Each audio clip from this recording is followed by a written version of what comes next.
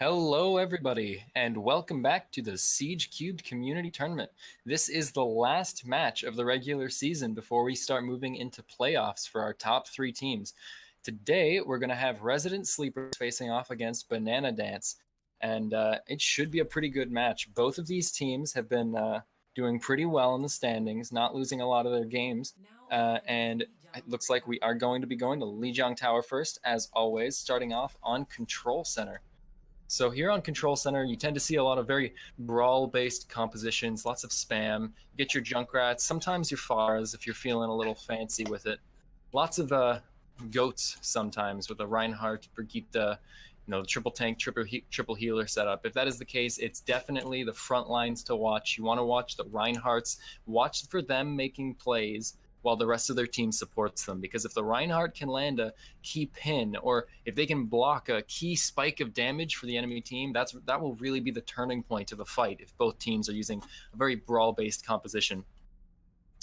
So over on the side of the Banana Dance team, it does look like we are locking in Axel on the Reinhardt and Milk on the Zarya. So we are going to see a bit of a brawl-based Deathball team composition. They're still also sticking with the Lucio Moira, but they have made the decision to go with a Junkrat Hanzo. A little bit more well-rounded of a team comp. They have some long-ranged poke. They are expecting something a bit more brawly coming out from the Resident Sleepers, and that is what they're going to be facing off against, as the Resident Sleepers have locked in goats.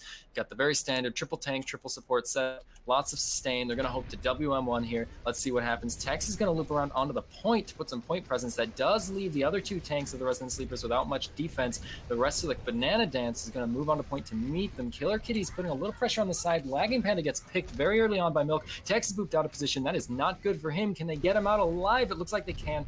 They have a chance to back up here if they want to. That is an incredibly early Dragon out from Cologne. Really, really great play from him. He must be hitting shots. They're still holding onto the point here. Panic gets picked, and the point is going to flip to Banana Dance. Now it looks like the Resident Sleepers are going to have to back off here.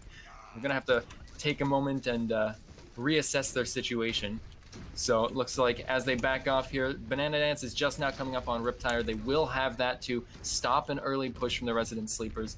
And it looks like the Resident Sleepers are now regrouped. They're just waiting for Tex. He's going to charge right in. He's going to see if I can hit anything. Doesn't look like it's going to happen. He has the bubble to keep him up, and there's a speed boost now with him. The rest of his team is there. Milk is there on the side. He's trying to build up that grab, but he doesn't quite get it, and now he's down. So the rest of the team is going to start moving forward, and Tex is now just working on Axel. He gets caught in the trap, but the Earthshatter doesn't get anything. The Riptire is coming out now. It is going to take Tex, but just barely. Panic is off in the back line of the enemy team. He's trying to harass something, but it's just not working. It's a very even fight right now. They need to take out either Cologne or Mexican Lucky to make sure that they don't lose the fight to the overwhelming amount of spam damage. They have to get into a brawl, and without the Reinhardt, it's going to be really difficult. Unfortunately, Panic falls. Killer Kitty manages to eat the dragon that was coming in from the Cologne to follow up on the Graviton, but it's not going to be enough. They do still have to back up.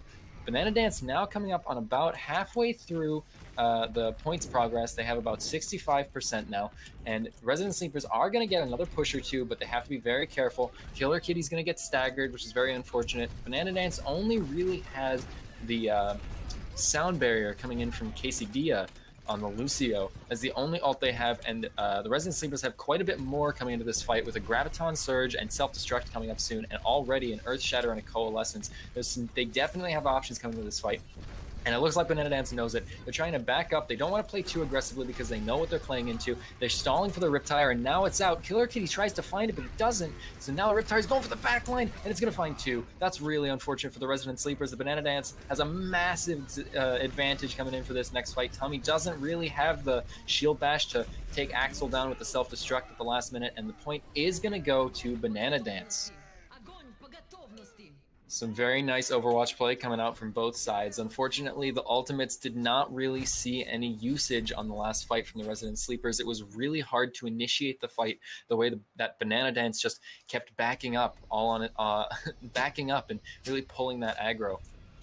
We're going to go to Gardens here now, and we're much more likely to see DPS along the lines of Pharmacy or Widowmaker, which means we are almost definitely also going to see some Mercy play coming out from one or both teams to facilitate these glass cannon DPS, these long-ranged threats, because when you have a long-ranged threat that can be applying damage from afar and has access to instant kills, the best way to counter that is with an instant kill character of your own.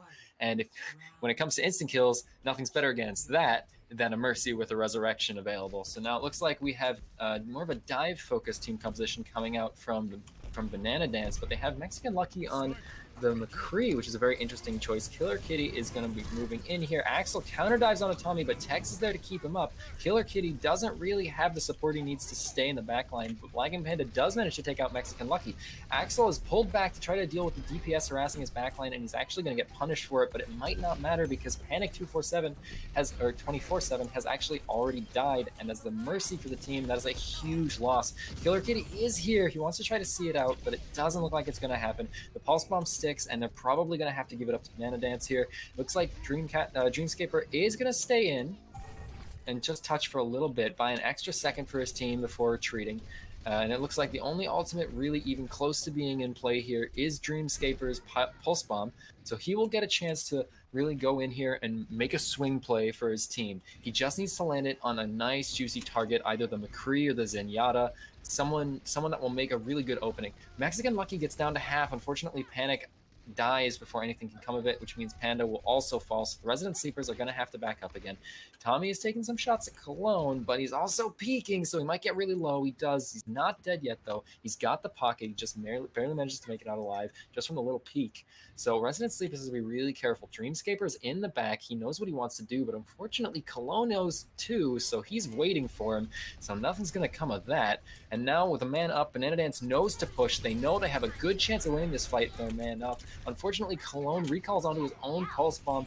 That actually makes the fight even, and Dreamscaper is going to be back sooner, and with no abilities on the use for Mexican. Oh, Mexican Lucky manages to grab 2 with the Deadeye. That's very unlucky for the Resident Sleepers. Dreamscaper manages to take out Mirror Bright, but it doesn't make too big of a difference if Tommy dies here. They need Tommy to be taking shots. If Tommy's not taking shots, they're not going to get a chance to really frag out on the enemy backline. It is lucky that Mirror Bright isn't quite back yet, so the Transcendence wouldn't be in play if Lagging Panda wanted to use the Barrage. Let's see if that's what he does. Looks like he's trying to get into position, but he can't really find it. There it is. The answer's going to come out. Unfortunately, Lagging Panda's going to fall to Cologne. Tommy does manage to take out Mexican Lucky, which is a chunk of damage gone for Banana Dance. It's a relatively even fight now, but not if Panic dies. If Panic is down, then it's not going to be good for the rest of the team. He picks up the health pack. It is only Axel now. The peel is there. It's just a bit of a Tracer duel on point now. The rest of the support is here. The Resident Sleepers should be able to take this fight all the way to the finish line. Should, emphasis on should. There's a lot of back and forth, and there can be a lot of stall on this point of Lijiang Tower. Tommy's in a duel now with Mexican Lucky, but Mexican Lucky doesn't even want to take it. He just wants to take the shots onto the point. He's going to LOS Tommy. Now he's going to peek a little bit. When Tex comes for him, he doesn't really have a choice. The point's going to flip anyways. Dreamscaper's on Mirror Bright, who has used his Transcendence earlier, so he doesn't have any more to get him out alive.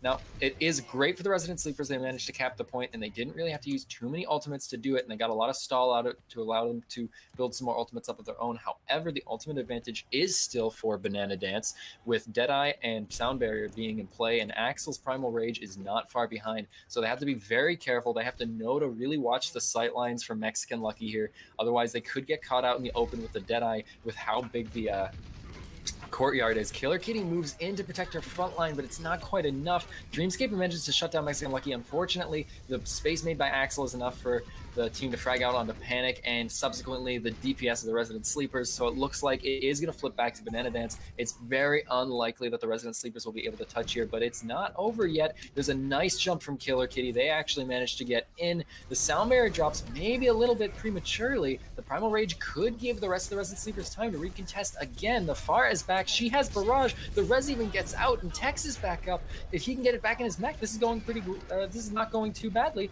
It is still stagger. It's unlikely they'll win, but it's not impossible. Tommy's getting pressured out by Milk now. Might not be great for him to not be taking shots. Tex does manage to take out Axel, but it's not enough. They have to get off the point. They all died. Nothing they could do. So Banana Dance will take the second point. We'll be moving into Night Market now for the last point. And we'll see if Resident Sleepers can take it back.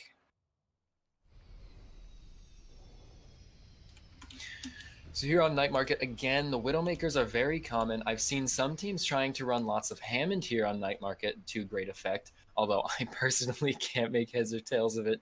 Fish will tell you, just ask him how Sparks Hammond. He'll tell you I'm a feeder, and it's true. It's completely true. So it looks like here we have Reinhardt coming in, possibly from both teams. We got Reinhardt compositions, and it looks like we're going to have some Widowmaker versus McCree play again. Mexican Lucky's feeling very comfortable on that McCree. He wants to keep doing what he's good at. Tommy's going to go onto the Tracer, actually, to contest it a little bit more easily, see if he can get close to the McCree and take him out that way. So Banana Dance is going to play aggressively here. They want to take the choke point. They don't want to allow the Resident Sleepers to have control of those sight lines. Now they're going to back up a little bit, give them control of the courtyard because they don't think they can hold there for too long. They want to heal up for another second before they move out. They manage to take out Killer Kitty's barrier. That could be an opening if they want to move out. Dreamscaper in the back line, or Tommy in the back line of Banana Dance, and Axel actually manages to get taken out very early. Killer Kitty's barrier is down again, but they still have a man up. Moira gets down to half, but it's not quite enough. The cascade already might be starting for the Resident Sleepers. They just got to keep up their DPS and let them hit shots. It would be really unfortunate if they let the point cap for Banana Dance right now, because it's definitely winnable for the Resident Sleepers as the kills slowly come in. Unfortunately, now there's a big Reinhardt in your back line, and that's not great. That's going to force the Transcendence. It should still go the way of the Resident Sleepers, but maybe just barely. Axel has his Shatter. He could take something out right now. He just has to want to do it. He's just got to watch Killer Kitty's shield. He's going to fall. This is a really interesting, very long stall fight coming in from both teams. Lots and lots of trickle. It eventually is going to work out to be that the Banana Dance team, the team Banana Dance, actually manages to cap the point and forces Resident Sleepers back. That's very unfortunate, but they got very, very close. Resident Sleepers has 5 of their 6 ultimates coming online. Banana Dance only has 2 right now, but 2 more are very close. Both of their DPS ultimates, Cologne and Mexican Lucky's ultimates, are both very, very close to being ready. So coming into this fight, we have possibly a lot of ultimates we can expect to see. You're going to have to watch how Axel and Killer Kitty interact with each other going through this choke point. They don't want to accidentally leave an opening for the Shatter to go through, especially because Tex has no barriers left. That is Axel getting grabbed, and KZD is with him. Unfortunately, the Dragon, all on its own, manages to swing that fight, and the rest of the Resident Sleepers got caught out in it. Not too much they could do. They had just used KZD's, or they had just used their abilities, and just wasn't anything left to expend to get out of that AoE attack.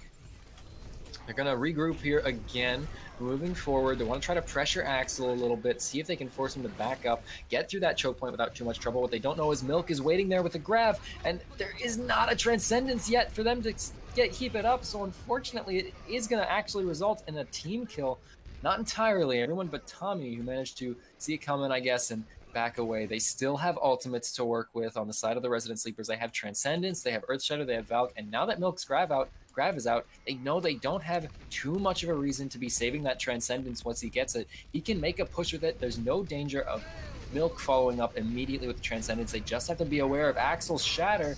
Unfortunately, Axel is aware of Killer Kitty's, doesn't really manage to get too much. Both Reinhardts really at each other's throats right now, not wanting anything to come of each other, and unfortunately, Dreamscape is going to get picked very early on by the Deadeye. Panic is there with the res. That's a massive play that actually gives Resident Sleepers the advantage in this fight. That's a fantastic Dragon from Lagging Panda. That is some amazing individual plays coming out from the Resident Sleepers. Unfortunately, they had to use all of their resources just to cap this point, and with the already existing ultimate advantage for Banana Dance, it might not last. This is absolutely an uphill battle, and even if they win, they have to win 2 more points. It's not impossible. It's very doable, but it is going to be difficult. They have to be really careful how they play this.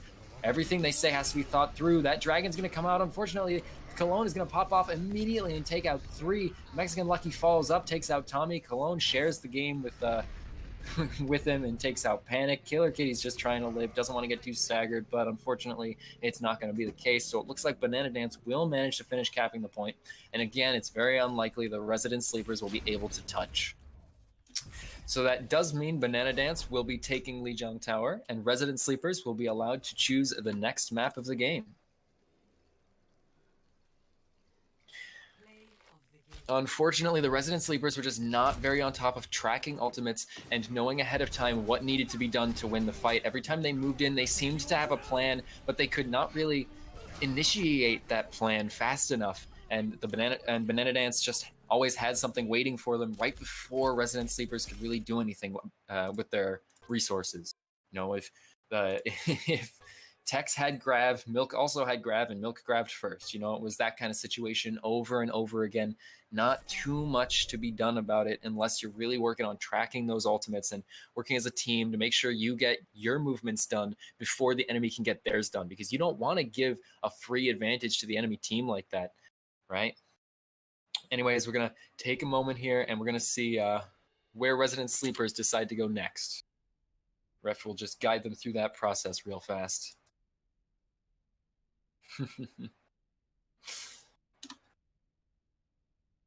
Cologne on the Hanzo was really, I wouldn't say he was uncontested. He was contested, especially on Gardens, I would say. Dreamscaper was very on top of trying to make sure the enemy DPS were not taking shots on Banana Dance. But especially on Night Market, Cologne was taking quite a few shots, not quite uncontested. You know, there was a little pressure on him, but very clearly not enough, as there were multiple fights where he just plain and simple got kills. Something wasn't connecting properly, and the kills came through thanks to some fantastic aim from Cologne. Mexican Lucky has been very consistent for Banana Dance as well. He might not be controlling the kill feed as much, but you can see him hitting shots. You can see that they're getting followed up on by his tank lineup. It's a very strong combination of damage and finishers that they are pulling out on the battlefield right now. Resident Sleepers are just discussing the map right now. We'll have to see where they decide to go in just a moment.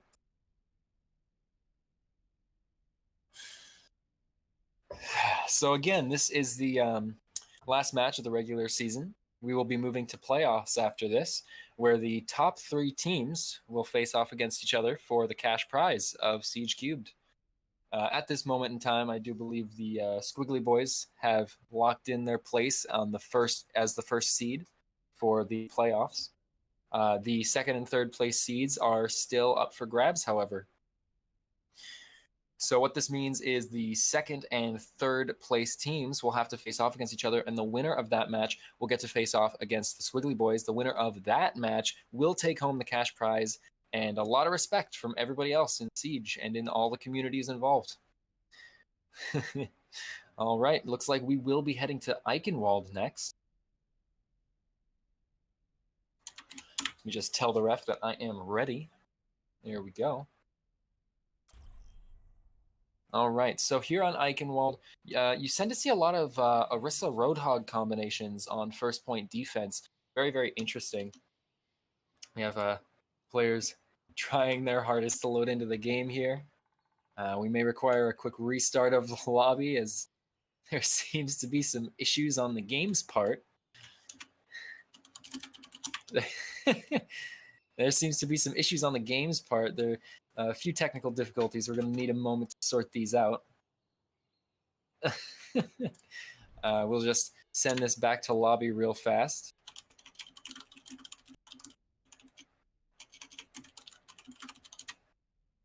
Looks like we're going to be moving to a new lobby here. I apologize about that.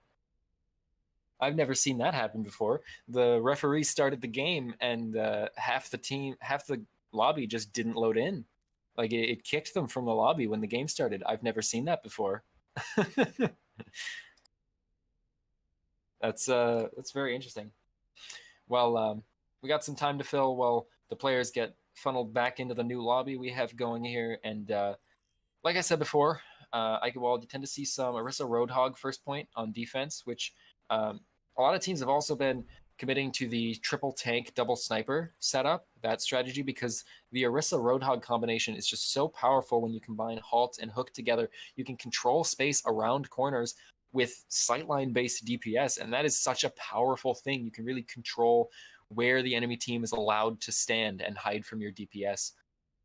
However, when you do that, you are oftentimes leaving out a D.Va from your team composition, and the D.Va itself can be really useful in shutting down high ground DPS for the enemy team, which is really important, especially on Eichenwald, where there's that bridge that if you're not careful, if you let the enemy team get through the choke point, which is an admittedly difficult choke point to hold at times, if you let those DPS get through there, I can speak, I promise. If you let those DPS get through that choke point and get on top of the choke point on the bridge, that can be really dangerous, because you if you don't have a diva or something to contest those DPS, it will oftentimes lead to the DPS just taking free shots, forces the defending team all the way back to the point. And when you do that, that's just a lot of space you're giving up that you didn't necessarily have to if you had a diva on your team, right? So that's why the triple tank combination has been so powerful on first point Eichenwald. That's why I do personally expect to see the team we see on defense first running that. On offense, that's a different story. A lot of strategies will work on offense. I don't expect we'll see an Orisa attacking first point. I expect we'll see a Reinhardt combination with perhaps Goats, or it could just be a very standard Death Ball. We could also see Dive coming out. Pharmacy is really, really powerful, so we may see that regardless of the tank lineup of the attacking team. Although I definitely expect a hit scan of some sort to be in play on both sides, considering Mexican Lucky and Tommy are both very, very devoted hit scan players so far in this game. And I even know Tommy personally, and I can definitely say he's a very reliable hit scan player, and so Resident Sleepers will probably want to take advantage of that. So we are almost ready to continue. We're just waiting on one or two more players to get siphoned back into the lobby. I've never seen the game do that. Like, there was nothing wrong with how the ref had everything set up. Everybody was in, everybody said they were ready, and then it just kicked them from the game. But anyways, when it gets to second point, it can be a lot more dive focused. When you're on defense, if you go for that Orisa Roadhog combination, it can sometimes be really, really hard to decide if you want to keep the Orisa if she has Supercharger, which can be a powerful ultimate. But is it worth risking having the Orisa on second point when you know second point is so high ground dependent? It can be really easy for the attacking team to run circles around your tank lineup if you're running an Orisa on defense second point.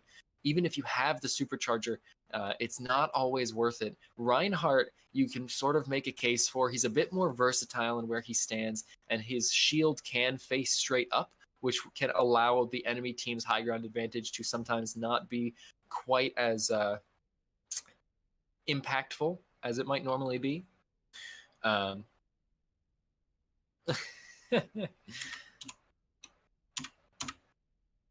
Just letting them know we are ready on the broadcast team's end. Hopefully that score is getting updated properly. Just took a peek at the stream because I like to see what you guys say about my casting, but this is not about stream interactions, so we're gonna keep it on the game while the game is playing.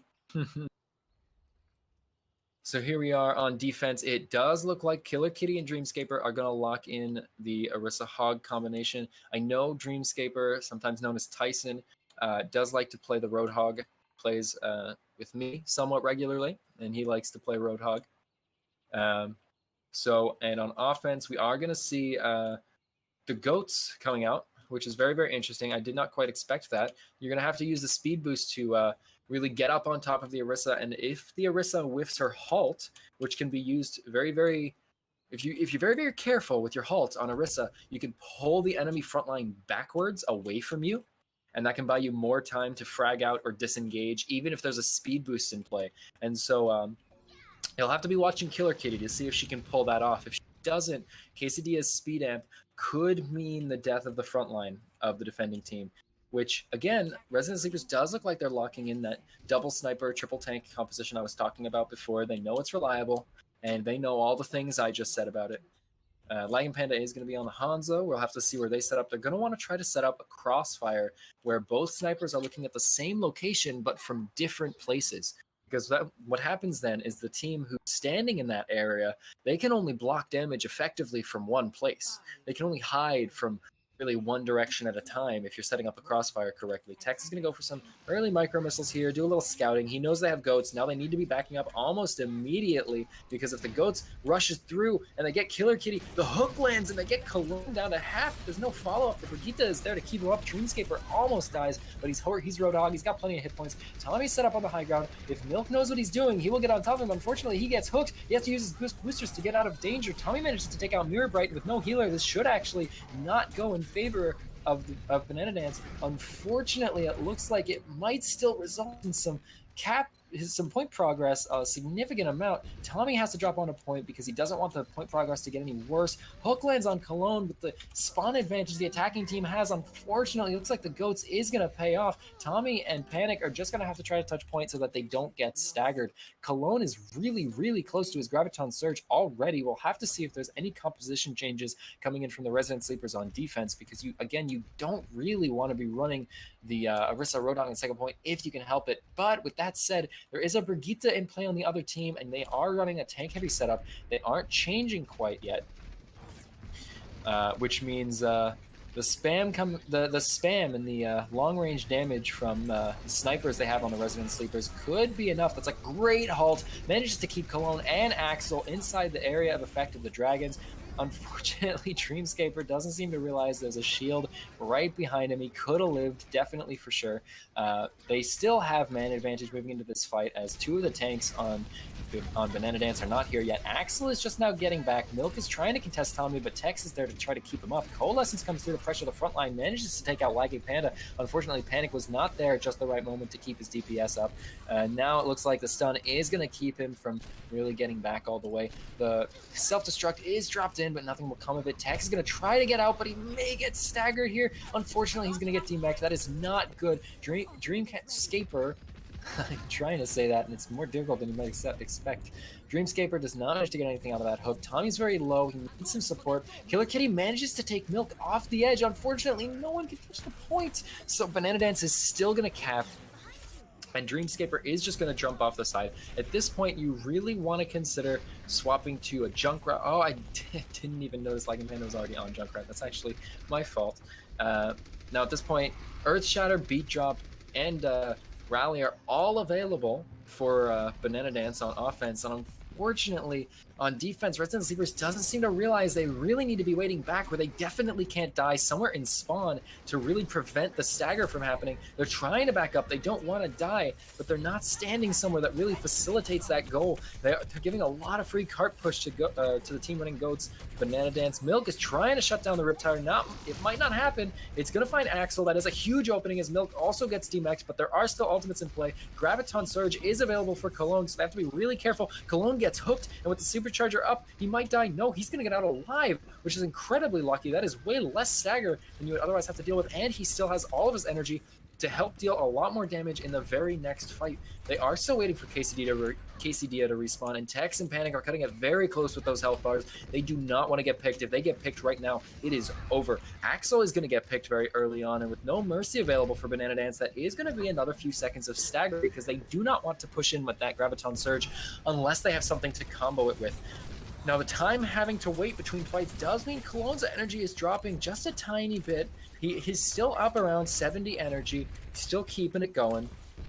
And at this point, Resident Sleepers needs to be aware of the fact that there is a Graviton Surge available, and if they are not, they're going to get themselves caught out. The Shatter comes out. It's not going to find anything, but Tex gets shattered. Unfortunately, the Self-Destruct is there to combo with the Graviton Surge, and Tommy's Dragon onto Axel is not going to be enough. There is still a chance they can recontest, but it is actually unlikely, as the cart is very, very close. It's a bit of a fat finger, possibly, from Quesadilla on his ultimate.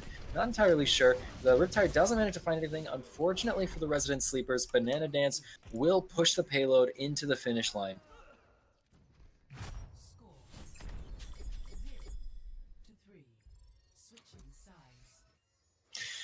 Interesting, interesting.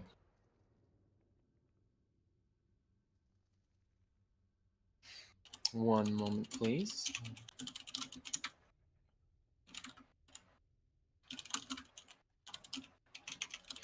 I'm sorry, just a second. There we go. So let's see what Resident Sleepers decides to run on offense. It looks like they're going to want to run something with very high sustain as well. Tommy is teasing us with that Tommy Mercy main concept, which would be very, very interesting. Because as we all know, Tommy is not a tank main, nor is he support main. He is most definitely a hit scan main. And so Reinhardt and Mercy may not best facilitate his skills. That said, it looks like they're actually going to be... No, there's no way that's serious. They're definitely going to swap. I mean, there's always a chance I could be wrong, but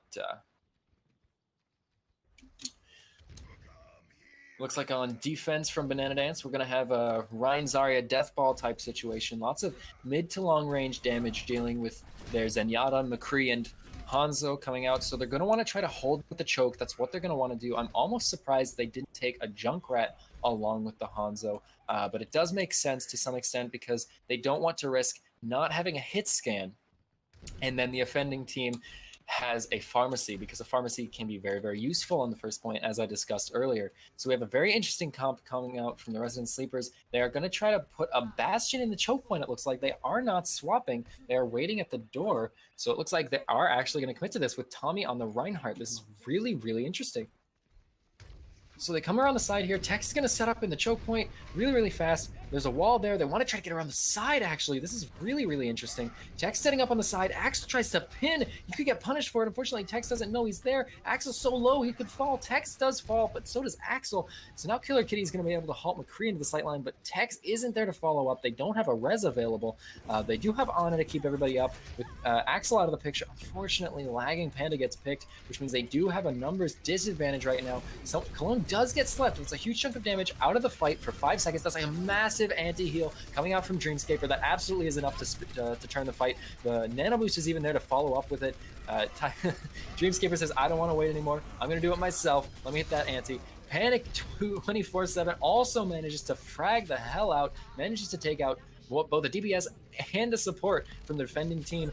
The plays from the supports coming out on the offensive team, Resident Sleepers, are really, really carry level right now. It was a really, really cool strat opportunity to see Bastion play on offense, and it did make some space. It actually forced Axel to make a really early decision that ended up being the wrong one, where he tried to initiate an early fight to not give Tex the time to really hit shots, but it didn't really pan out. So it looks like Banana Dance are just going to try to take the high ground here. Axel's still down low, probably looking for Tex, although one could argue that's not really his job on Reinhardt. Mexican Lucky is going to find Tex, take him out pretty fast. We're going to see Tommy swap over to the Zen. We have a really interesting triple support line coming out now with this is sextuple supports from Resident Sleepers. I guess they're really taking the celebration seriously here. They just want to go crazy, have fun. That's totally fine. That's what video games are all about. They are gonna have to back up KCDs. Oh my goodness. We'll have to see if they are trying to swap it up at all, or if they just all want to play what they want to play, because why the hell not? KCD is taking some shots up top with the Valkyrie, and this is really very interesting. This is really very interesting, I will admit. So we have a different composition coming out now from the Resident Sleepers, 6 tanks, because I guess screw it, why not, right? It's just WM1, you got a lot of HP, maybe it'll work. Tex is going to charge, there's a dragon coming out, it's not going to find anybody, but Cologne is going to take out Tex without the dragons. They do manage to find Mexican Lucky, but with no healing, it's a little unlikely they're actually going to be able to follow through with this. That said, they do manage to take out Quesadilla. Axel's Earth Shatter doesn't actually work, so the tanks are actually starting to frag out. Dreamscaper manages to take out 2 in the back line before Milk manages to melt him with that beam. This is incredible. I did not expect this to work. That is very unexpected that they actually managed to win a fight off of sheer mass alone, volume of hit points. That is very unexpected. So it looks like with no healing, they're going to have to see what happens here in this next fight. They're just trying to share health packs. They are going to have a massive disadvantage on the next fight with a lot of ultimates in play for Banana Dance and no healing. If there's a Graviton Surge coming out, it's very unlikely that they will be able to win this next fight with the Graviton Surge in play. That said, they are still absolutely on par for time, so the crazy strategies they're pulling out are somewhat working. I can only imagine what their comms are like. They're just like, you know what? The things we practiced aren't working. Let's just try something new. Let's see what happens. Looks like they are not quite going to commit to the composition they have here. Panda, Panda is not going back to change. He's just going back to heal up because he doesn't have any healers. There are only a few ultimates in play for Banana Dance, which means this is actually a winnable fight.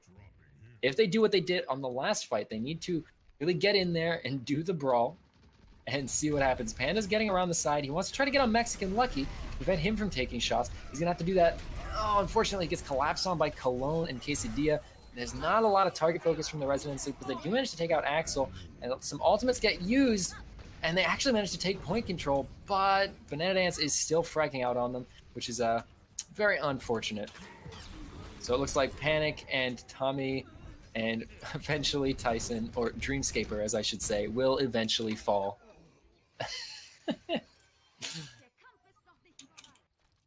So there we have the res coming out. And now we have a lot more ultimates to play for Banana Dance because a lot of HP was really farmed off of from the Resident Sleepers on that push. So coming into this next push, we do have Panic getting very, very close to his Graviton Surge. And there's a lot of other ultimates at play. They have to watch that Dragon.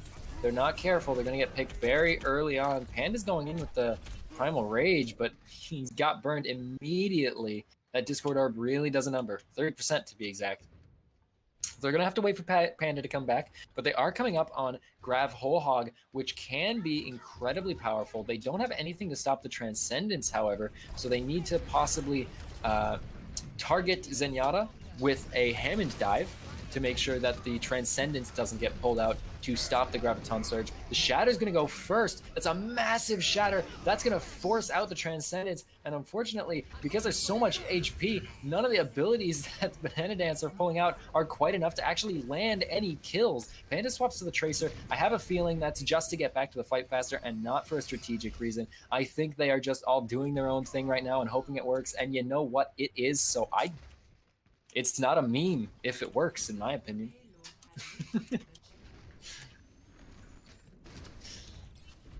We'll have to see if they keep going with this. Now, Banana Dance, if they are having somewhat of an issue with the team composition that Resident Sleepers are running, they will have to take a Junkrat or a Pharah, most likely. It looks like Resident Sleepers are going to swap over to all DPS now. Interesting call for last point. I don't know if that's quite the right decision. Tommy on the Genji instead of a hit scan, because why not, I guess. Just playing things to see how it works. It's very clear they've decided the best way to go about this is just to do it. Just play the game, have fun, and if you win, you win. Dreamscaper's just going to take some nice pelting shots. He's actually landing a lot of damage. He's going to get that Riptide pretty fast if he can keep hitting shots just like that. The bombs are sort of hanging out in the back line. He's almost standing still.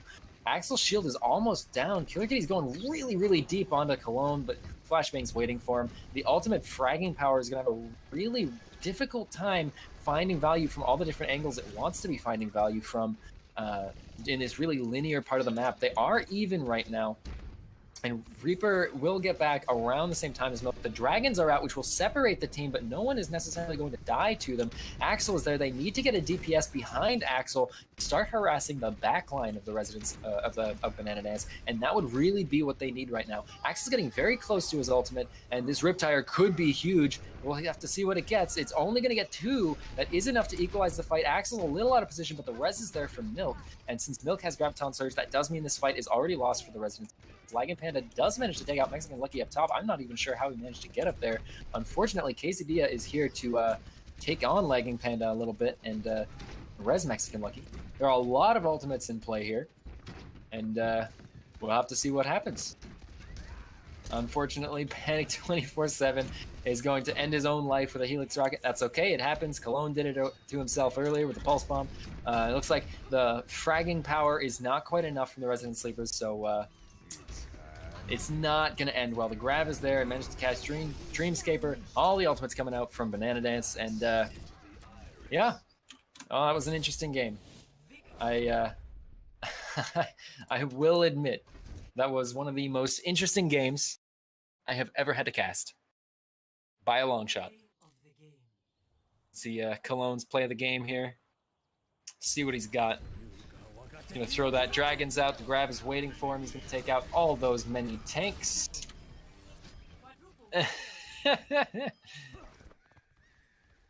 Creativity and confusion points.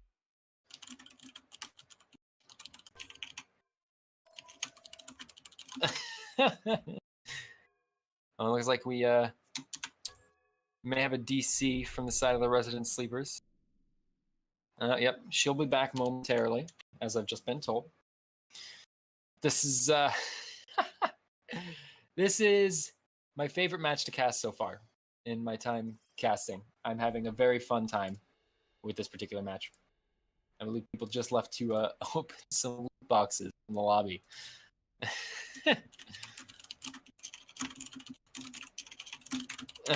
Well, that was definitely not what I expected it would be, but I guess that happens sometimes when you're just like, you know what we practice isn't working, so let's just do something else, right? I've done that. I have done that in tournament games. I've never gone to the extent of having no healers on a team, but I have done that in tournament games where we're losing, it's last point, and I just say, you know what we're doing isn't working. Let's just try something crazy. Let's go. Oh, one of the things I like to do on the team before the one that I'm on now, I would like to call goats for the last push every time, unless we had a game-winning ultimate combination. So, if you're losing the game and it's your last push and you know it's your last push, just swap to goats on pretty much any map. And the last push is just a strategy that the other team isn't expecting, and it can sometimes work just because the defending team doesn't know how to stop it. Unfortunately, in this case, it did look like Banana Dance were somewhat competent against the memery and shenanigans coming out from the side of the Resident Sleepers, and so they did not have the desired outcome. Taking a drink of water there. But yeah. Welcome anybody who has joined in the last during the last match. I will reiterate that this is the last match of the open season, or the regular season for Siege Cube, and we will be moving to playoffs after this match. Playoffs will take place on the 9th of September, the weekend after Labor Day. We decided it would not be the best idea to force a bunch of people to be there for the same night on Labor Day weekend when people are traveling and all of that fancy stuff. So playoffs will take place on the 9th of September. Exact times have not yet been announced, but they will be announced shortly. Unfortunately, it looks like there are some scheduling issues from the Resident Sleepers, and they're going to have to forfeit their last map. That is really too bad. I was having a lot of fun casting for them. But that is going to conclude the last match of the regular season of Siege.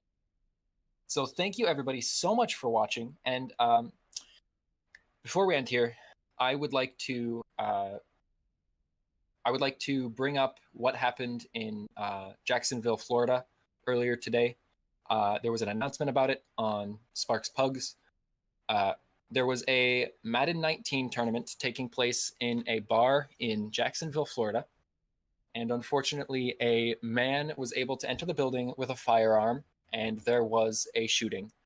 And I would like to encourage all of you to look up some information on this yourself, to keep yourself aware of what's happening, and perhaps try to find any way you can to help the people who have been affected by this.